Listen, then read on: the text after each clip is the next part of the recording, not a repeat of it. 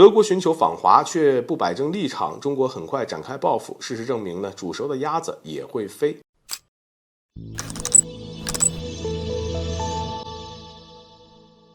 大家好，欢迎来到赵先生观察室。中国外交部发言人对外宣布，应德国外长贝尔伯克的邀请，秦刚外长在近日会访问德国。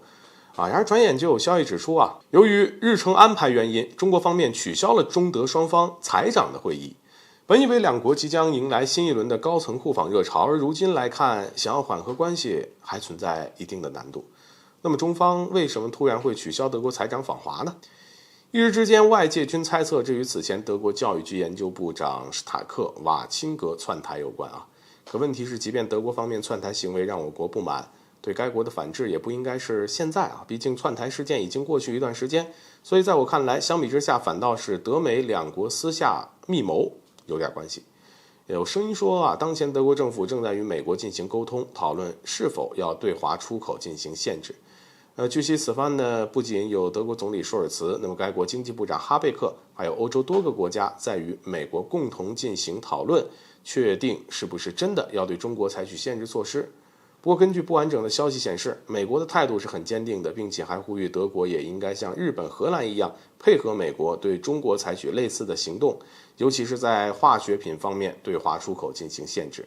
现如今消息暂时未得到官方的正面回应，但考虑到美国是德国最重要的贸易伙伴之一，加上德国又当了几十年的奴隶，该国呢紧跟美国的步伐可能性也非常大。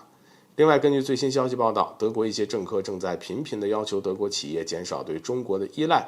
尽管这让德国部分人不安，认为与中国脱钩会对德国的经济构成严重的影响，比如将会导致德国 GDP 缩水 2%。而过去德国在依赖中国的情况之下，也曾一度与中国保持过距离，甚至就连在极度依赖俄罗斯能源的情况之下该国也为了美国与俄罗斯强制性的断交。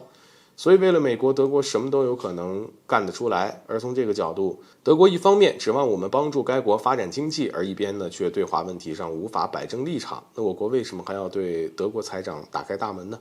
而在台海问题上更是如此，明知道台海问题涉及中国红线，德国人依然窜台，违背了一个中国原则不说，还等于是严重干涉了中国的内政。不管是对华采取限制措施，还是在台海问题上的挑衅叫嚣，我国都不能容忍。就像我方多次警告的那样，想要访华就得拿出诚意，如果你没有诚意，那不好意思，彼此之间的对话也就没有必要了。何况是德国想要寻求与中国的帮忙，以加强与我国之间的贸易合作，来缓解国内的经济问题，没有诚意为前提，就更得往后靠靠。当然，随着中国如今在多个领域上的发展，想要寻求与我国合作的国家很少，根本不差德国一个。而德国想要消耗我国奉陪到底，毕竟被动的不是中国。